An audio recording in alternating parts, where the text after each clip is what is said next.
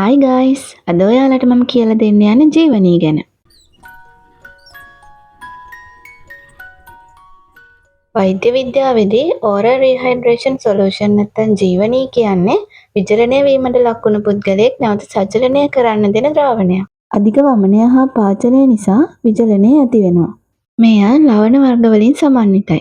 රාජ්‍ය ඖෂධ සංස්ථාව හරහා වෙළඳපොළට එන බ්‍රෑන්ඩ් එක ජීවනී කියලා කියනවා. ඒ වගේම මේ වගේ තවත් බ්‍රෑන්ඩ්ස් ඔයාලට ෆාමසි වලින් ලබා ගන්න පුළුවන්.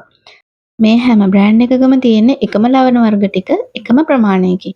මේ ද්‍රාවණය බොහෝ විට අවර්ණයි. කලරින් එකක් එක්ක එන ද්‍රාවණත් වෙළඳපොලේ තියෙන්න පුළුවන්. මේ ලවණ වර්ග වලින් ජලය උරා ගන්න එක වේගවත් වෙනවා. හැබැයි මේ ලවණ වල සාන්ද්‍රණය වෙනස් වුණොත් නියම විදියට සජලනයක් එහෙම නැත්නම් රීහයිඩ්‍රේෂන් එකක් වෙන්නේ නැහැ.